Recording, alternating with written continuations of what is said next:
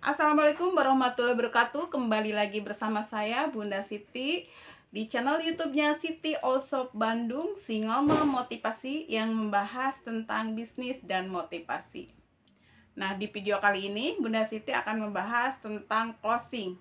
Entah itu closing produk, closing produk direct selling, dan closing produk MLM sekaligus closing rekrut begitu ya.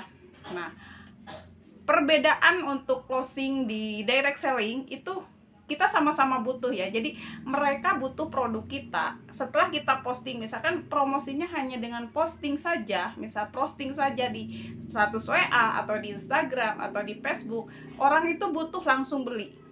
Langsung dia menghubungi kita dan langsung transaksi. Nah, begitu udah langsung close gitu, langsung deal gitu. Nah, contohnya saya jualan parfum ini. Walaupun ini sama-sama Maimoja, tapi ini beda sistem ya. Karena untuk parfum ini sistemnya direct selling atau konvensional. Nah, bagaimana cara saya menjual produk ini? Saya cukup posting saja.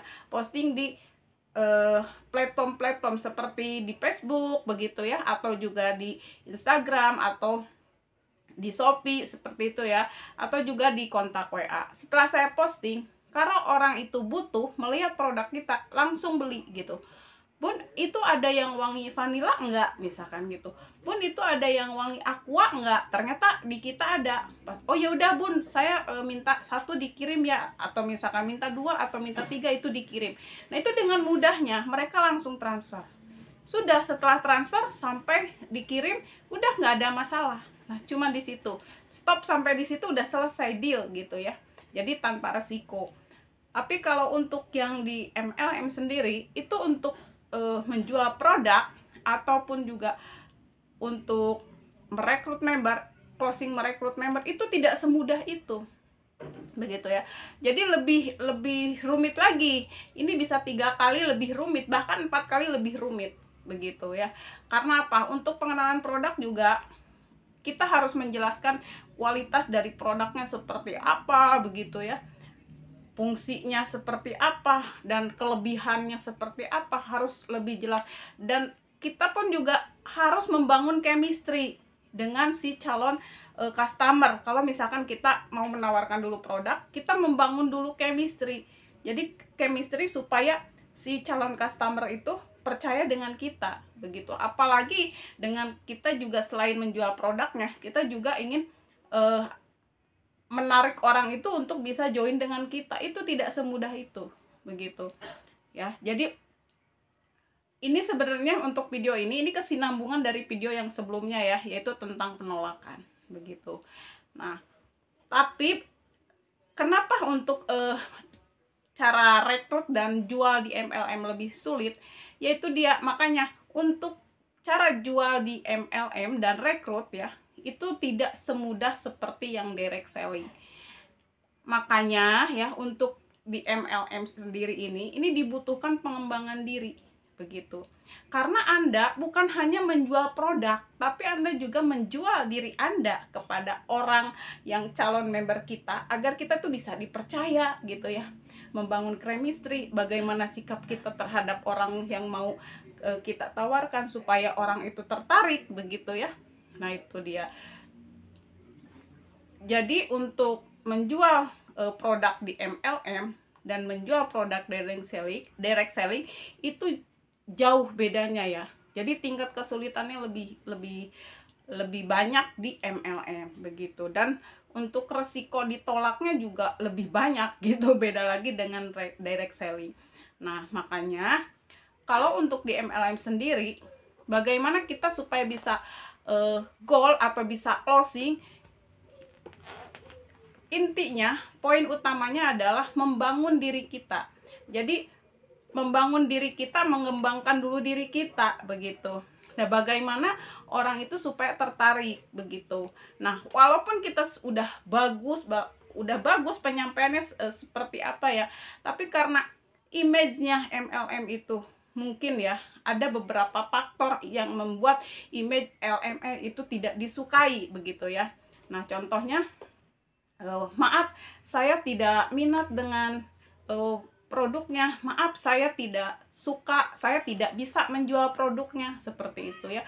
Nah, bagaimana kita bisa membangun atau menciptakan kepercayaan terhadap konsumen, begitu ya.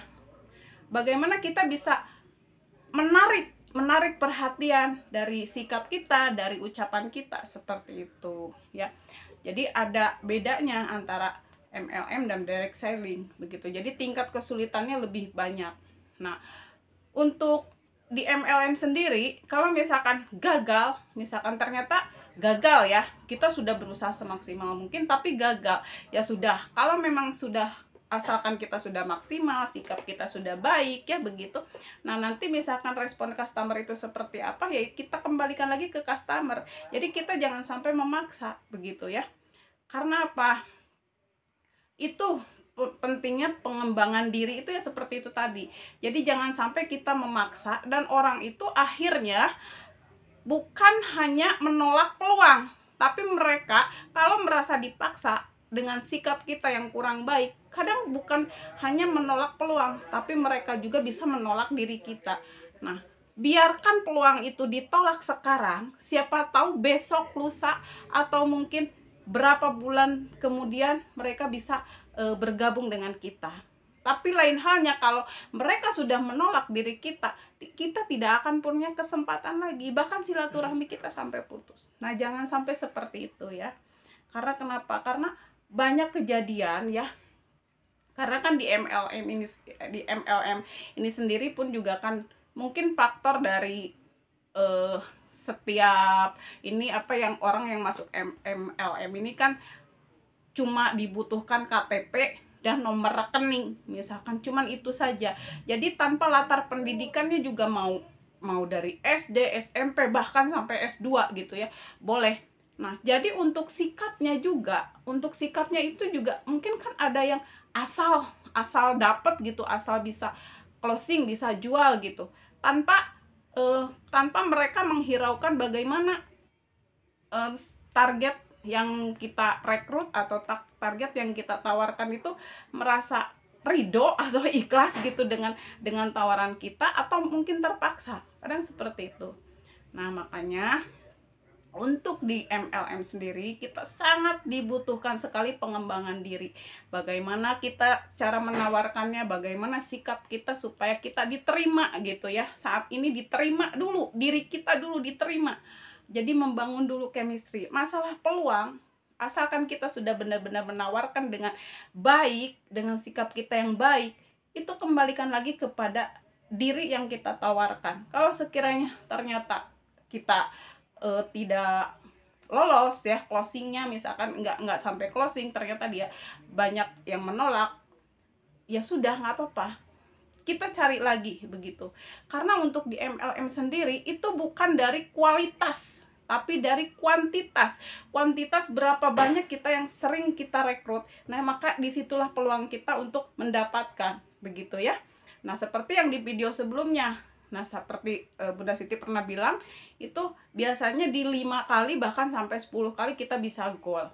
Tapi semakin sering kita menghadapi customer, semakin kita sering membaca karakter customer, semakin kita juga lebih pintar lagi bagaimana kita bisa menempatkan diri dengan customer itu, begitu ya.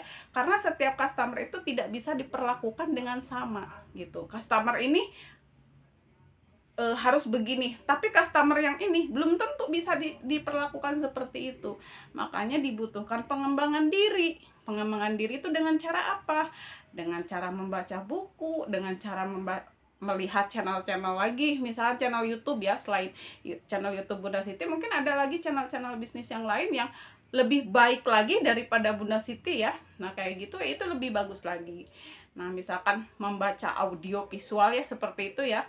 Nah, itu juga bagus. Nah, kayak gitu. Jadi dibutuhkan pengembangan diri, bagaimana tata krama kita terhadap customer, bagaimana cara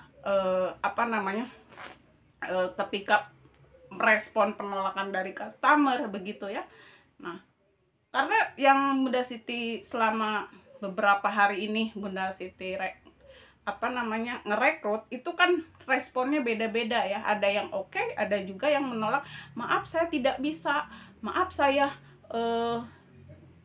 tidak bisa jualan, maaf saya tidak suka dengan MLM dan lain sebagainya dan lain sebagainya. Nah, bagaimana kita bisa membangun chemistry walaupun beliau menolak peluang kita, tapi bagaimana kita tetap bisa bersilaturahmi.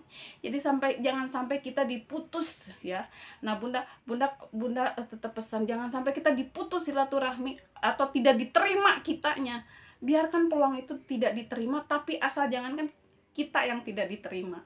Karena kalau peluang itu saat ini mereka tidak menerima, masih ada kemungkinan 1 bulan atau 2 bulan atau 3 bulan, ketika kita sudah mendapatkan prestasi, ketika kita bisa menunjukkan prestasi kepada mereka tanpa direkrut pun juga mereka langsung menyerahkan diri. Dan ternyata Bunda Siti walaupun ditolak tapi sikapnya biasa-biasa, tapi sikapnya masih bagus begitu. Yang akhirnya ya udahlah saya coba join juga. Toh Bunda Siti misalkan ya, kalau misalkan saya udah bisa menunjukkan prestasi, udah kelihatan juga kok prestasinya, ya udah saya coba. Nah, begitu. Makanya dibutuhkan pengembangan diri, dibutuhkan kesabaran, dibutuhkan mental yang kuat. Nah, untuk di MLM sendiri itu ibaratnya, kalau diibaratkan ya, ibarat seorang ibu yang mendambakan seorang anak dari rahimnya sendiri. Nah, bagaimana beliau merasakan mengandung selama 9 bulan perjuangannya ya, begitu ya. Dan harus merasakan sakitnya melahirkan. Dan setelah itu beliau akan melahirkan seorang anak, seorang bayi yang sudah didambakannya. Nah, maka kebahagiaanlah akan datang. Nah, begitu juga dengan bisnis MLM. Maka bangunlah mimpi, kembali lagi bangunlah mimpi di dalam diri Anda. Kalau sudah ada impian, maka Anda pun juga akan kuat menghadapi semua tantangan-tantangan itu. Begitu. Nah, itu saja video dari Bunda Siti, dan semoga bermanfaat ya untuk Anda semua, terutama para downline. Dan jika ada yang mau menambahkan, silahkan, karena Bunda Siti juga masih belajar ya. Kita tidak ada guru, tidak ada murid, kita sama-sama belajar. Silahkan boleh ditambahkan ya di kolom komentar. Nah, jangan lupa like, comment, share, dan subscribe agar Anda tidak ketinggalan untuk menonton video yang selanjutnya. Terima kasih.